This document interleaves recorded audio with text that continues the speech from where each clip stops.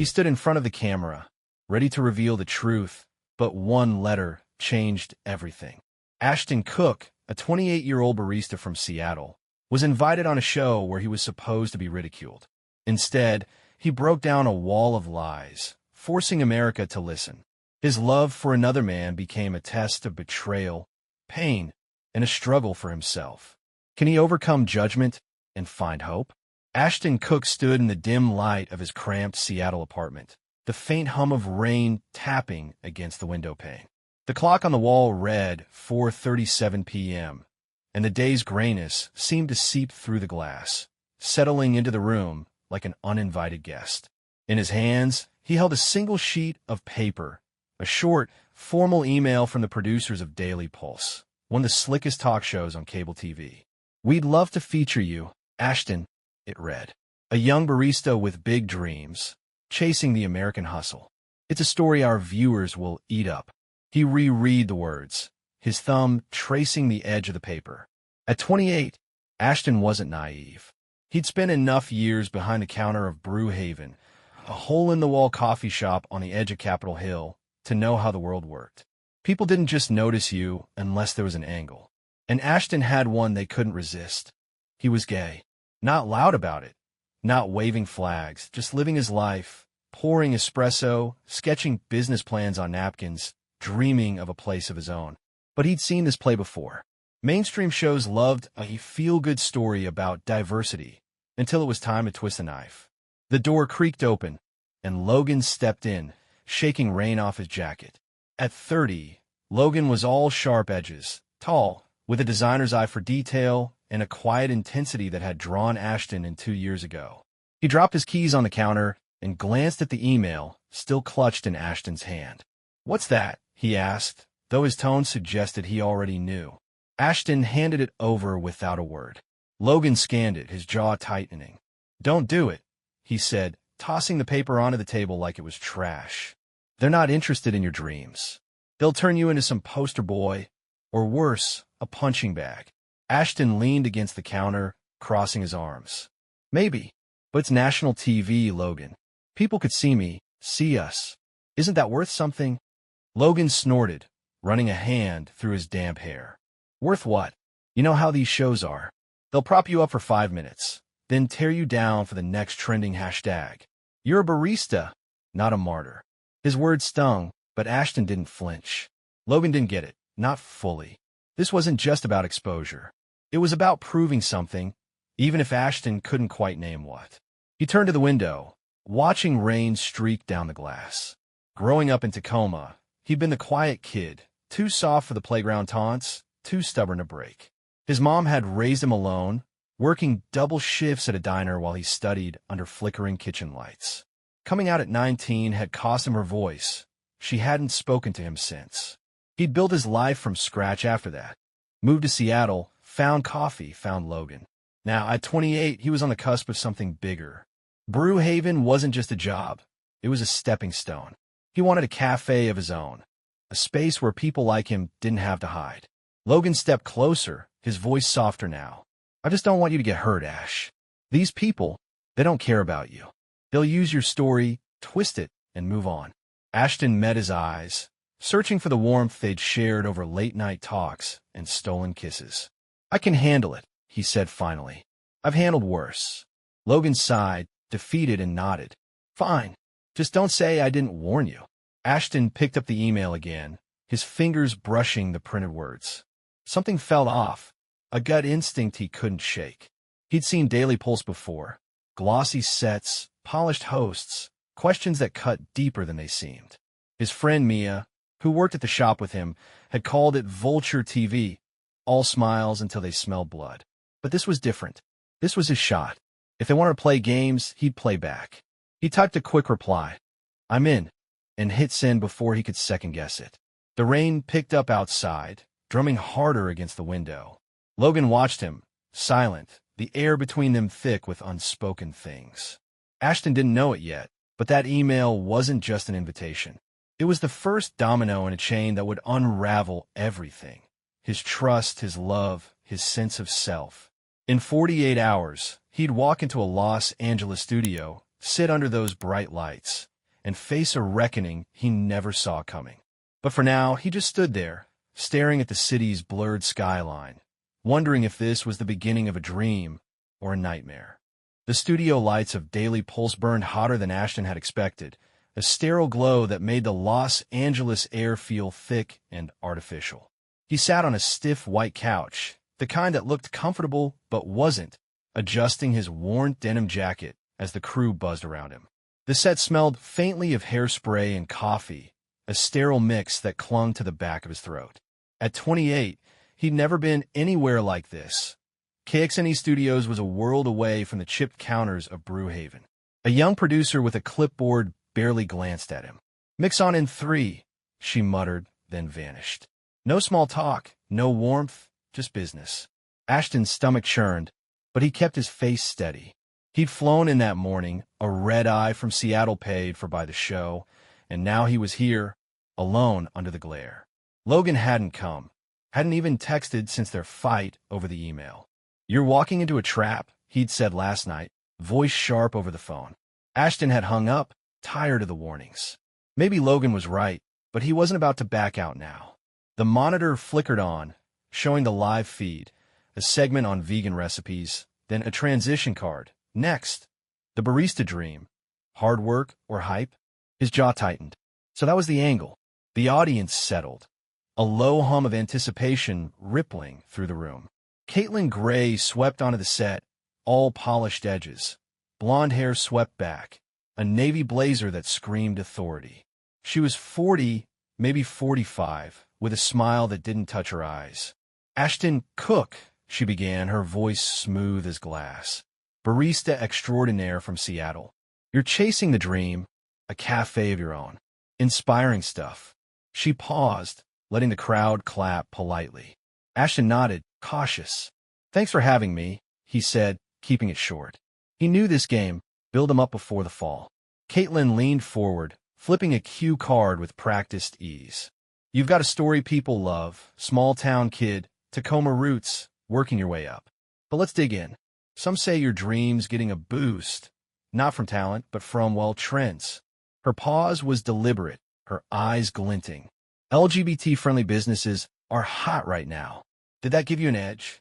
The air shifted, a subtle tension coiling around them. Ashton's fingers dug into the couch. He'd expected this, but hearing it aloud still stung. "You mean because I'm gay?" he said, voice steady but edged. "I work 12-hour shifts, save every dime. That's my edge." She didn't flinch. "Sure, but there are grants, programs, perks for people like you.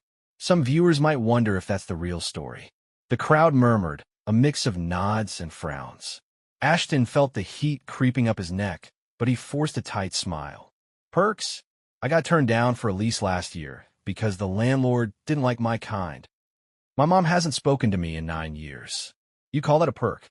Kaitlyn's smile faltered, just for a second, but she recovered fast. "Fair point," she said, though her tone suggested otherwise.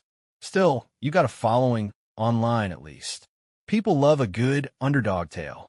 He exhaled, sensing the trap tightening. "People love a story they can control," he shot back. "I'm not here to play victim or poster boy." The producers off-camera exchanged glances, a silent signal something was off-script. Kaitlyn tilted her head, her smile sharpening. "Let's pivot then. Your personal life, your partner, Logan, right? He's behind this dream of yours." The question landed like a punch. Ashton froze, his mind racing. He hadn't told them about Logan. How did she know? "He's part of my life," he said carefully, "but this is my fight." Kaitlyn's eyes gleamed, predatory now. "Part of your life, cute. But some say relationships like yours get extra attention, extra sympathy. Does that help sell the dream?" The crowd shifted, a few gasps cutting through the silence.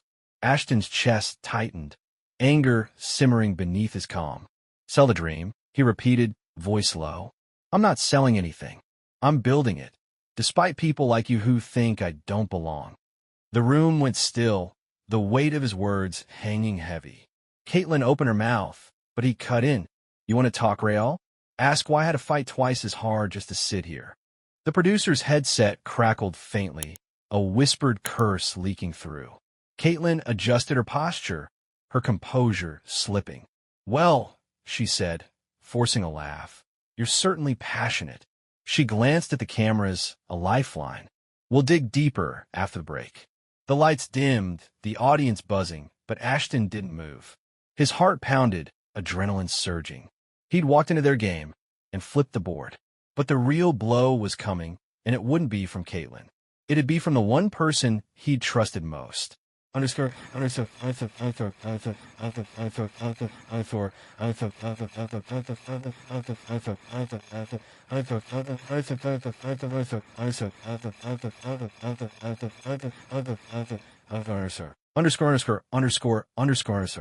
Los Angeles night pressed against the tinted windows of Ashton's hotel room, a faint glow from the city skyline bleeding through the curtains. He slumped onto the stiff bed, the adrenaline from the Daily Pulse taping still buzzing in his veins. The interview had been a battlefield. Kaitlyn Gray's sharp questions, the audience's uneasy murmurs, the way he'd fired back. His phone sat silent on the nightstand, its screen dark. No text from Logan, no calls. Just the echo of his own voice from his studio. "I had to fight twice as hard just to sit here." He meant it, but now, alone, the weight of it sank deeper. He replayed the moment Kaitlyn had brought up Logan. "Your partner, he's behind this dream?" The question had blindsided him. He hadn't mentioned Logan to the producers, hadn't even hinted at his personal life. How did she know? A cold unease crept in, but he pushed it aside. Maybe it was a lucky guess, public records, social media, something harmless. He grabbed his phone, thumb hovering over Logan's name. He needed to hear his voice, to know they were still solid. The call rang once, twice, then clicked to voicemail. "Hey, it's me," Ashton said, voice rough. "Just call me back." 30 minutes later, a knock rattled the door. Ashton opened it, expecting a hotel staffer with extra towels. Instead, Logan stood there, rain-soaked, eyes hollow, his jacket clinging to his frame. "You didn't answer," Ashton said, stepping aside. Logan didn't meet his gaze, just walked in and dropped onto the chair by the window. "I saw the show," he muttered, voice flat. Ashton's chest loosened a fraction. "Yeah? What did you think?" Logan's silence stretched too long, a warning Ashton didn't catch fast enough. "I can't do this anymore," Logan said finally, the words slicing through the quiet. Ashton froze, his breath catching. "What?" Logan looked up, his face a mix of guilt and exhaustion. "My family, they saw it too. They called after. Said I'm throwing my life away, that you're dragging me down." He swallowed hard. "They gave me a choice, Ash. Them or you. I picked them." The room tilted, the air thinning. Ashton stared, waiting for the punchline, the take-back. But Logan's eyes were steady, resolute. "You're picking them?" Ashton whispered, voice cracking. "After everything?" Logan rubbed his face, hands trembling. "You don't get it. They're all I've got left, my mom, my sister. They cut me off once before when I came out. I can't lose them again." Ashton's laugh was bitter, hollow. "So you lose me instead?" 2 years, Logan. 2 years of promises, of we'll get through it. And you run because they don't like me on TV. Logan flinched, but didn't argue. "It's not just the show," he said. "It's you, this fight you're picking. You're making it harder for us. Harder for us." Ashton's voice rose, raw and jagged. "I'm fighting for me. For us. For every kid like us who gets told they don't belong. And you're bailing because it's inconvenient." Logan stood, stepping toward the door. "I'm sorry," he said, barely audible. "I can't." He left, the door clicking shut like a gunshot. Ashton sank onto the bed, hands clenched, the sting of betrayal burning behind his eyes. He didn't cry. He wouldn't give Logan that. But the hurt carved a hole he couldn't fill. His phone buzzed, snapping him back. Not Logan. Emails, dozens of them, flooding in from the show's airing. "You're an inspiration," one read. "Stop whining, fag," said another. The hate hit harder now, layered over Logan's words. He scrolled, numb, until one caught his eye, an unmarked message, just a single line. "You'll regret opening your mouth." His pulse spiked, but he deleted it. The world was watching, judging, and the one person he'd counted on had walked away. Ashton stood, pacing the room. The interview had cracked something open, not just for the audience, but in him. Logan's betrayal wasn't the end. It was fuel. He'd come here to speak, and he wasn't done. The city glittered outside, indifferent as he made a choice. He wouldn't let this break him. Not Kaitlyn, not Logan, not the hate. Tomorrow, he'd fight back harder. But tonight, the silence was deafening, and the wound was still fresh. The Seattle rain drummed against Ashton's apartment window, a relentless rhythm that matched the ache in his chest. It was 2 a.m., 3 days after the Daily Pulse taping, and the silence was suffocating. Logan's absence carved a void, his jacket missing from the hook, his coffee mug abandoned on the counter. Ashton sat cross-legged on the floor, a cold mug of black coffee in his hands, staring at the wall. The interview replayed in his mind, Kaitlyn's smug digs, his own defiance. But it was Logan's words that cut deepest. "You're making it harder for us."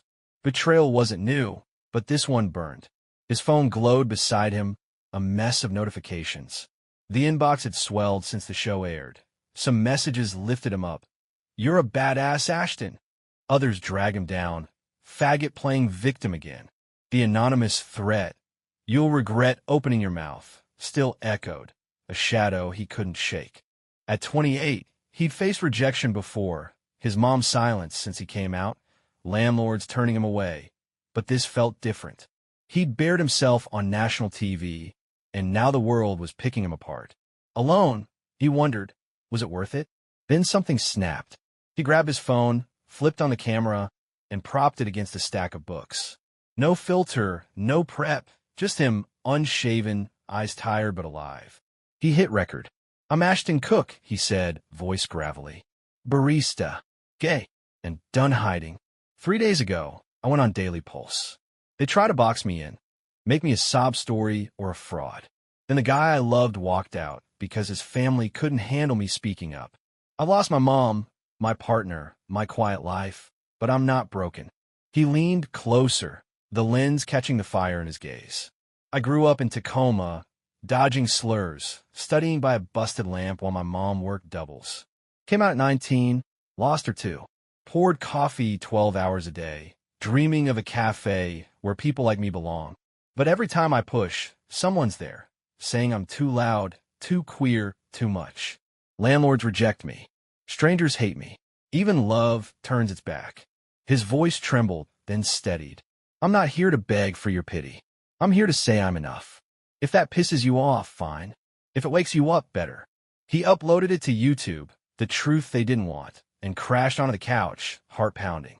Doubt crept in. Too raw, too messy. But by dawn, his phone was chaos. Views climbed, 10,000, then 50,000, then 100,000. Comments flooded. "This hit me hard. You're the voice we need. Cry more. Snowflake." Twitter erupted. "Ashton Cook just owned it. Rawest thing I've seen." Mia from Brew Haven called, laughing. "You're a legend. Shop's packed. People want you." He walked to work through the drizzle, hood up, feeling eyes on him. Customers whispered, some nodding, some glaring. A girl in a hoodie slipped him a tip with a scrawled, "Thank you." But the hate lingered too. Another email, "You're nothing." Ashton didn't flinch. The video wasn't just a rant. It was a line in the sand. He'd lost Logan, but found something else. A spark, a fight, a reason. The world was listening now, and he wasn't backing down. Not anymore. 2 months had passed since Ashton's video lit the internet on fire, and the Seattle rain had softened to a drizzle, as if the city itself was catching its breath.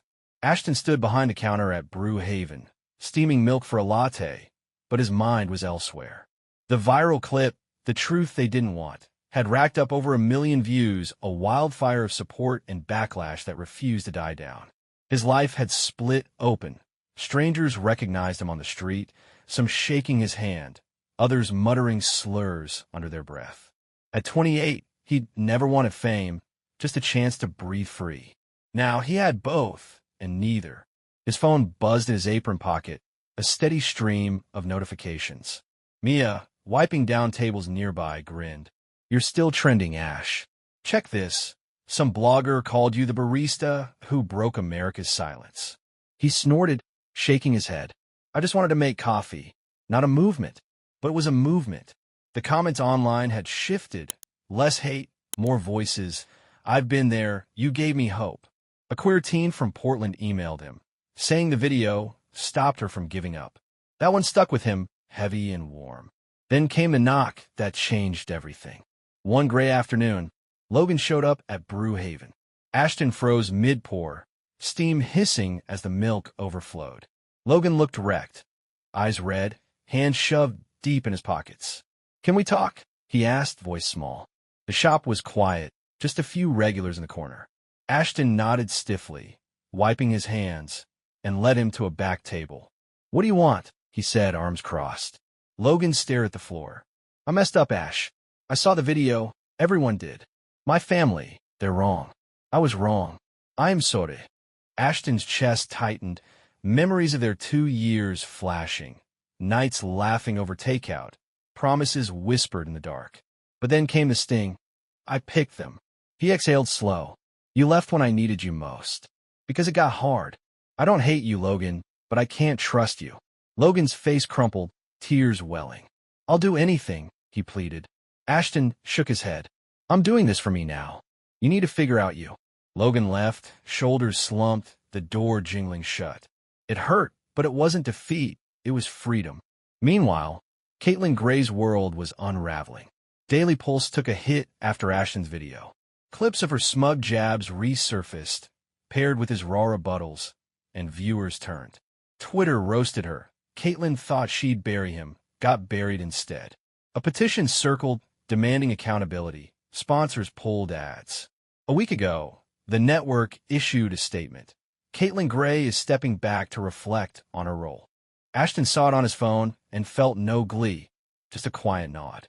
She'd swung at him and missed, and the fallout was hers to carry. He didn't stop there.